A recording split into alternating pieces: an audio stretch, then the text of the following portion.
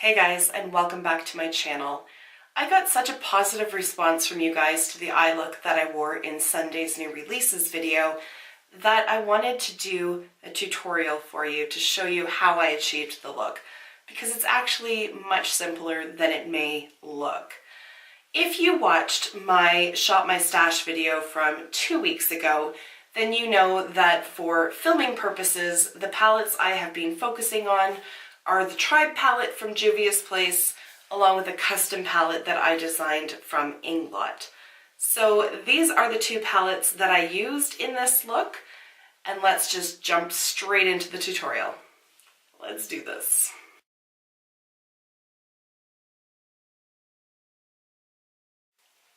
It's always a little nerve-wracking being this close, but at the same time you also can't see my double chin, so there's the bonus. Okay, my eyes are already primed. I did set the primer with a translucent powder just because in this look I am valuing blendability over intensity. So let's just jump right into it. Using the Tribe palette, and these shade names, like I have a hard time saying regular words. The shade names in this palette are going to be a uber challenge for me. So if I butcher the pronunciation, I totally apologize. All right, first one is Oramo. So this is a nice bright purple. No, it's not. Wow. That would be orange. So it's an orange shade. Marijuana is legal in Canada. All right, I picked up a fluffy brush. This is about the fluffiest of the blending brushes that I own. It is from Morphe. It is the M510. So I used this, picked up that orange shade, and used it as a transition shade. So just above the crease and up towards the brow bone. And I spent a good amount of time just blending that out and building up the intensity of it, kind of dipping back into that shadow a couple of times, and just took my time with it because I really wanted the orange to be quite blown out and really diffuse towards the edges.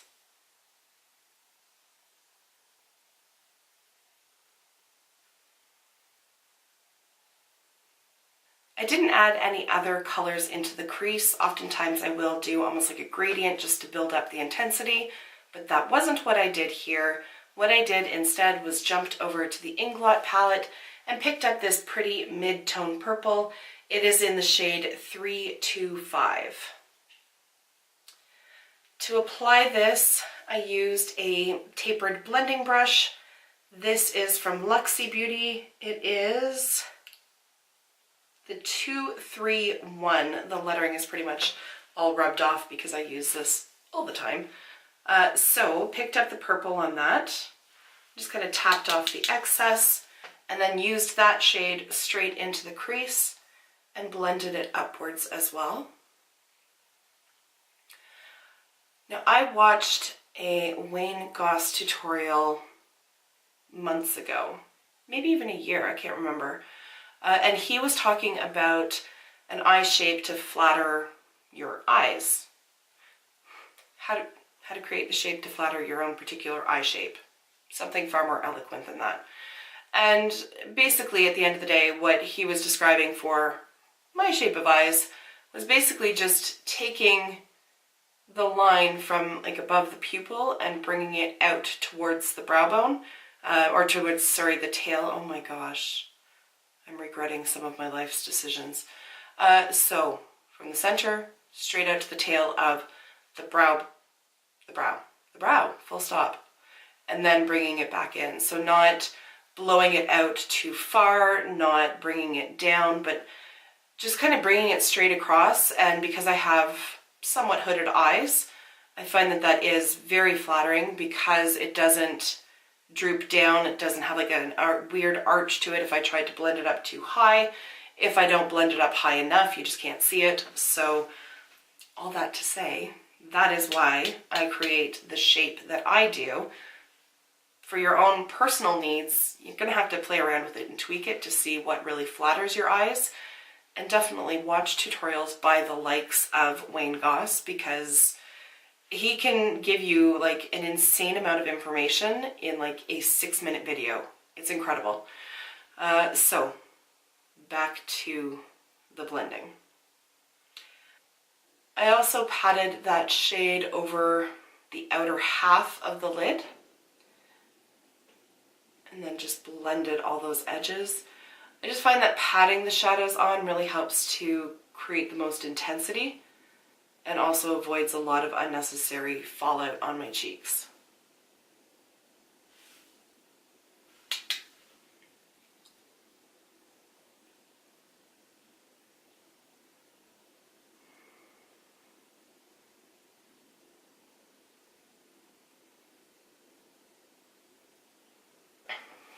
To help blend those two shadows together, I used a clean brush.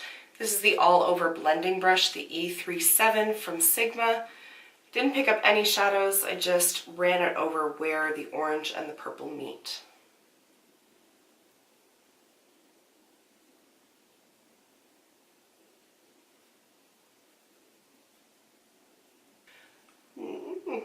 Next up, I grabbed this shade here, which is called Sand, and I used the MAC 219 for that. It's just a really small, precise little brush here. Keep in mind, this looks a little bit crazy until it's all blended out. Just go with me on this. I just dragged this along the lower lash line, making sure to connect it with where that purple is on the outer edge there.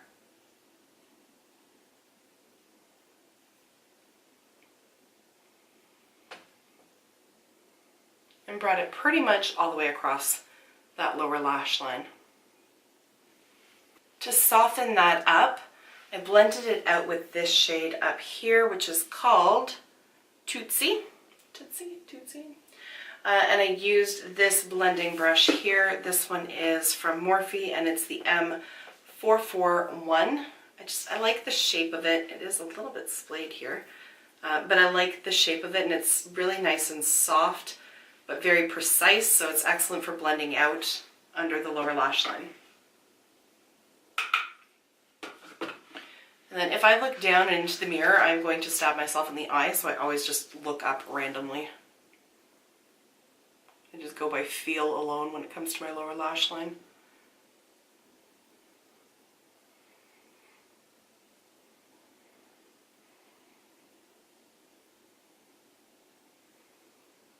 In my opinion, the star of the show is the shimmery shadow, which is this one right here called Coro. I picked that up with a flat brush. This one is from Volair and it is the E06. There it is there. So I just picked that up and then I did spray it with some Fix Plus just to build up the intensity of it. And again, I just patted that over the lid. Or the inner half, I guess.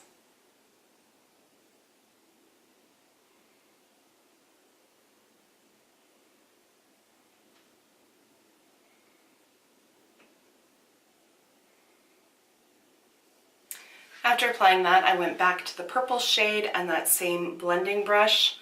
Just picked up a little bit more of the shadow and just kind of blended where those two shades meet. And also added more to the crease area and blended that out as well.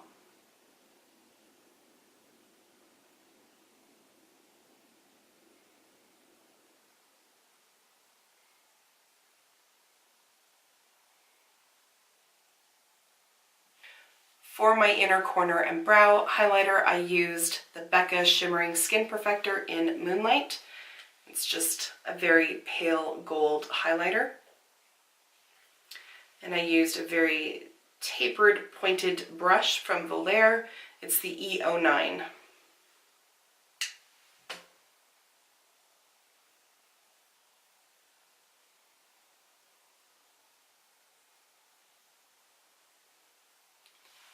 And there it is. That is the eyeshadow done. Now it's just time for liner, mascara, and brows, and then of course lips. So Really didn't do anything fancy. I just did a winged eyeliner. For the waterline, I used an Endless Silky pencil from Pixie. This is in the shade Emerald Gold. It's just a really nice deep green with little specks of gold in it. And I'm going to apply that off camera, and then I will come back to show you the final look. And there is the final look. For lips, I used Cream in Your Coffee from MAC. In my video on Sunday, I used Uninvited from Fenty. Tonight, I just don't feel like wearing black lipstick, so neutral is where we're at. I'm going to bump it in just so that you can see the eyes a little bit closer, and then we are going to wrap this up.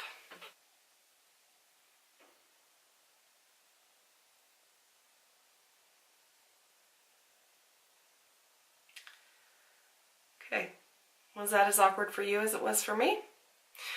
All right, let's wrap it up. Whoa, let's wrap it up. There we go. The method that I use for this, so applying a transition shade, throwing something into the crease and outer corner, patting a shimmery shadow on the inside, and then buffing 1 or 2 shades onto the lower lash line. That is my typical approach to makeup.